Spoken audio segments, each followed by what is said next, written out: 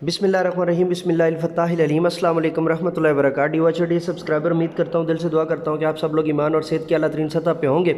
मैं motivational speaker, leadership, business coach, master trainer, language trainer professor M.A. Raza. आज के lecture में हमारा टॉपिक है जी Afaq Iqbal series English class 3 page number 57। So let's get started. चलिए शुरू करते हैं। आगाज़ से पहले आपसे गुजारिश करना चाहूँगा कि हमारा दूसरा चैनल भी जो है होप एंड काज के नाम से मौजूद है, आप उसे भी सब्सक्राइब कर लीजिए और बेल के आइकन को आल पर प्रेस कर लीजिए।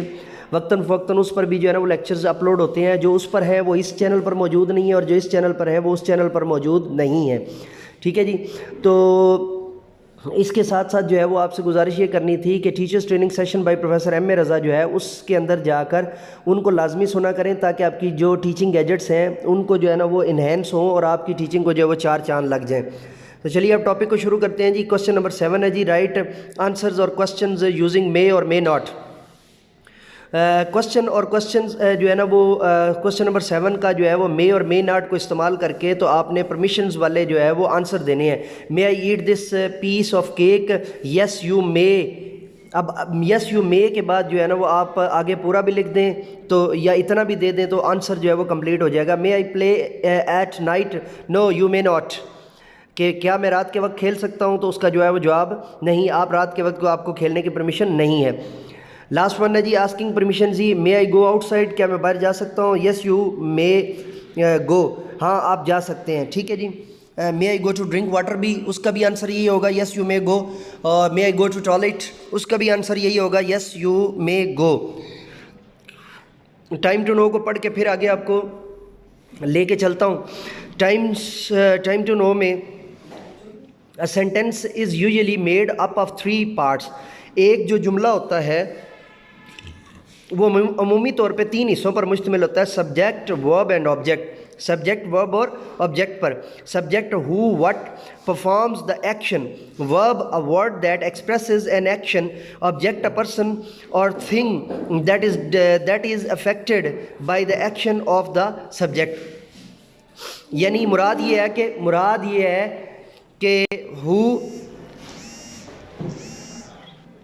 यहाँ पर जो है ना वो मुराद ये हो रही है कि हु और वट जो होता है वो परफॉर्म्स द एक्शन, और वर्ब यहाँ पर जो है वो वर्ड दैट, फॉर एग्जांपल हमारे पास जो है ना वो verb a word that expresses an action.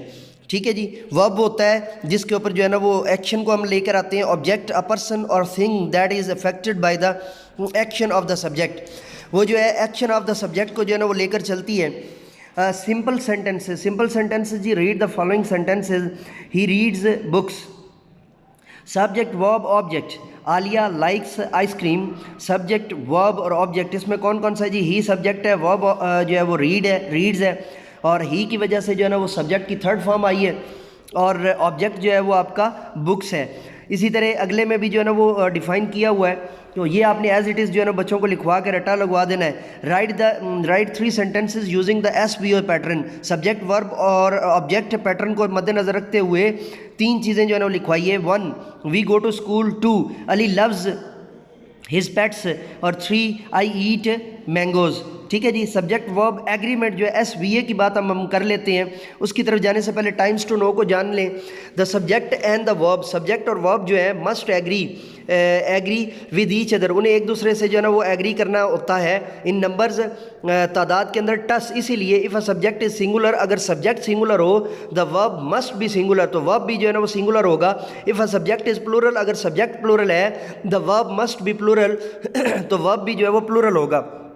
Read the following sentences को पढ़िए। He is driving a car, girls were busy working all day at home, girls were busy working all the day at home. अब देखें कि girls आया है तो आगे वर आ गया, और ही था तो इज़ है, दे था तो आर हो गया है, और आई है तो एम हो गया है। ये सारी की सारी चीज़ें जो है ना यहाँ पर डिटेल में बताई जा रही हैं। नीचे जी टीचिंग पॉइंट है, मौलमाना नुक्ता।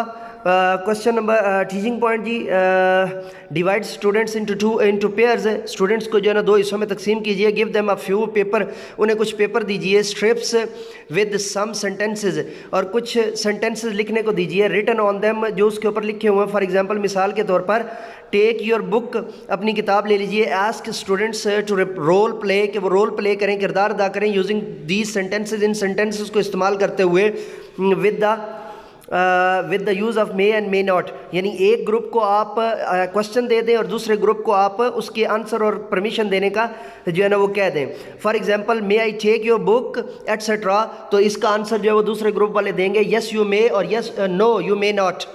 एस्क स्टूडेंट्स से कहिए to come up with a few simple sentences के साथ जो है ना वो तैयारी करें। इंस्ट्रक्ट देम, उनकी जो है ना उनको वाजे कीजिए टू यूज़ द सब्जेक्ट, कि वो सब्जेक्ट को इस्तेमाल करें। दैट एग्रीज, जो ताल्लुक़ रखता हो, मुताबिकत रखता हो with the verb in numbers के अंदर वर्ब के साथ। जी बच्चों, डी सब्सक्राइबर, ये था हमारा आज का लेक्चर। नए लेक्चर के साथ दोबारा आपकी खिदमत में हाज़िर होंगे। तब तक के लिए इजाज़त दीजिए, मेरे साथ मिल करके ये do something more for humanity, इंसानियत की बेहतरी के लिए एक कदम और।